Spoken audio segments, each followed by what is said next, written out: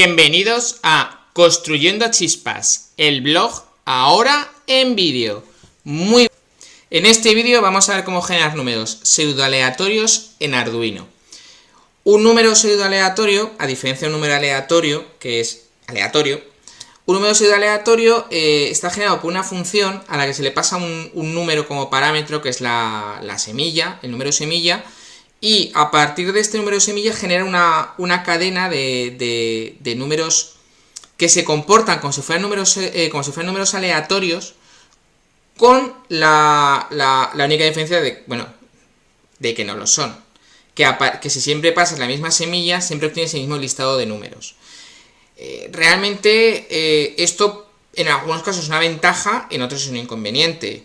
Por ejemplo, para hacer test, pruebas, cuando quieres hacer según qué tipo de simulaciones, el que siempre sean los mismos números te viene bien porque puedes comparar simulaciones de manera más fácil.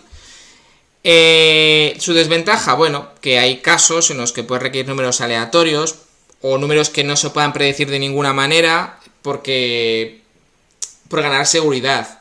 Por ejemplo, según qué protocolos de comunicaciones o según qué medidas de seguridad quieras implementar, necesitas números aleatorios reales.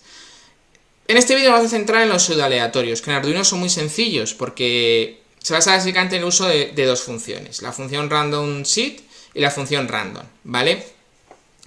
La función randomSeed lo que hace es fijar la semilla con la que se genera el listado de números pseudoaleatorios.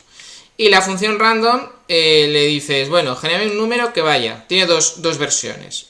Una a la que le pasas un número máximo, te genera un número entre 0 y ese número máximo, y otra a la que le pasas dos parámetros, un mínimo y un máximo. Y te genera una función te genera un número que esté comprendido entre esos dos valores. Ya está, no es más complicado. Aquí tenemos un código de ejemplo que ahora probaremos. Se fija el randomSeed, ahora veréis qué es esto. Y a partir de ahí se generan, pues en el ejemplo se genera un número pseudo aleatorio que sea entre 0 y 300 y uno que sea entre 10 y 20. Vale. ¿Por qué aquí hay un analog rig 0? Vale.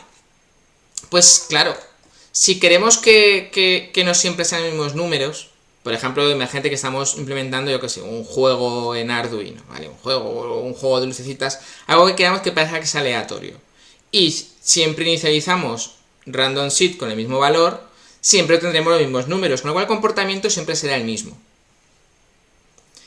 ¿Cómo podemos evitar esto? Pues para evitar esto tenemos que inicializar randomSeed con un número distinto cada vez.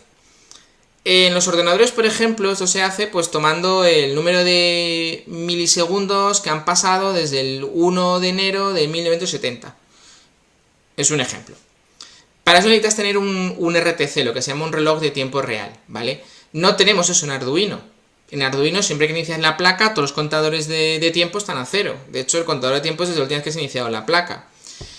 Bueno, entonces, si queremos que cada vez que este número sea distinto, necesitamos una forma de generar números aleatorios. Entonces, necesitamos generar números aleatorios. Para generar números aleatorios se suelen usar tres técnicas. La técnica número 1 es usar un contador simple.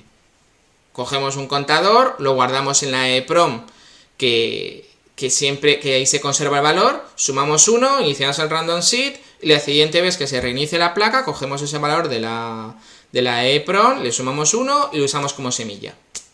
Solucionado. Siguiente caso, usar micros, que te devuelve el valor en microsegundos desde que se inicializó la placa. Bueno, realmente si la placa es la inicialización de la placa, el setup de la placa es muy sencillo, te va a dar siempre un valor parecido. Pero es muy difícil que coincida exactamente al mismo microsegundo. Con lo cual, pues bueno, te puede servir. Y otra cosa es leer el valor de analog read, bueno, cualquier puerto analógico que no tengamos conectado nada a él. Entonces, en teoría, leemos ruido. ¿Qué problema tienen estos tres generadores? Bueno, pues Vale, vamos a probar el código que había en la entrada del blog. Os dejaré el enlace al blog abajo. Cargamos el código en la placa y vemos la salida. Ya está. Bueno, hay un montón de salidas de antes. Bueno, podéis ver que se generan números que van entre 0 y 300 y otros que van entre 10 y 20.